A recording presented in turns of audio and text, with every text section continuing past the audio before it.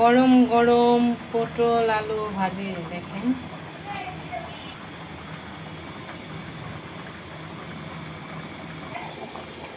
এটা হলো সোনালি, কি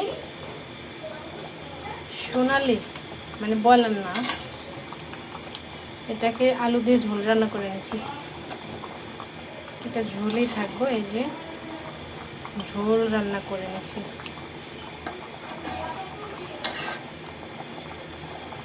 লেয়ার লেয়ার মুরগি এটা। হ্যাঁ, এটা আলু দিয়ে ঝোল রান্না করে নিয়েছি। দেখেন কালারটা, দেখেছেন কত সুন্দর হয়েছে।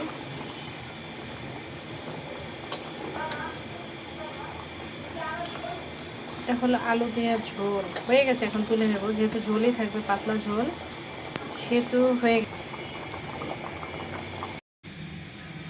এটা হলো ধনিয়া পাতা দিয়ে আমি মুসুরির ডালে ভর্তা করছি। হ্যাঁ, ধনিয়া পাতা দিয়ে মুসুরির ডালে ভর্তা করছি, সুন্দর। এখানে আমি বড় কাতল মাছ ভোনা করে এনেছি, ধনিয়া পাতা দিয়ে ভোনা করে এনেছি বড় কাতল মাছ।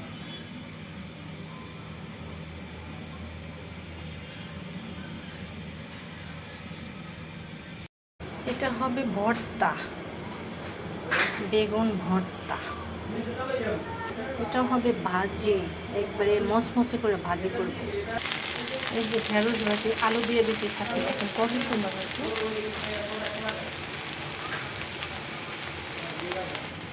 একবারে কড়া ভুনা করে জিরার গুঁড়ো দিয়ে দিচ্ছি উপরে। হ্যাঁ, কড়া ভুনা করে জিরার গুঁড়ো দিয়ে দিচ্ছি উপরে। দেখেন কত সুন্দর। ওয়াও,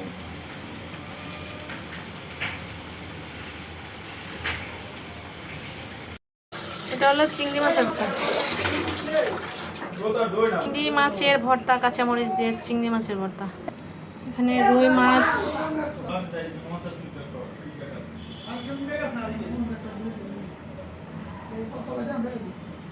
এখানে রুই মাছ ভুনা করে নিয়েছি। এখানে আমি করলা ভাজি করে নিয়েছি, দেখেন কত সুন্দর কালার আসছে। করলা ভাজি করে নিয়েছি। হ্যাঁ, দেখেন কত সুন্দর, ওয়াও। এখানে আমি কই মাছ দিয়ে আলু দিয়ে পাতলা ঝোল রান্না করে নিয়েছি। এটা এখন দিয়ে দেবো ধনিয়া পাতা।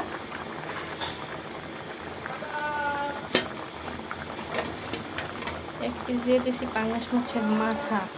মানে আমার রান্না করতে গেলে ঝামেলার কোনো শেষ নাই।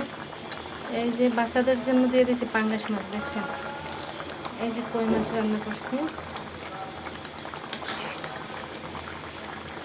তো আবার ভিন্ন রান্না করবো কি, সেই জন্য এই মাছের মধ্যে পাঙ্গাস মাছ দিয়ে দিয়েছি ওদের জন্য 2-3 পিস।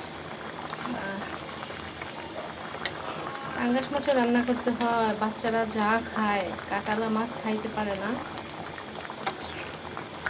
ওই তো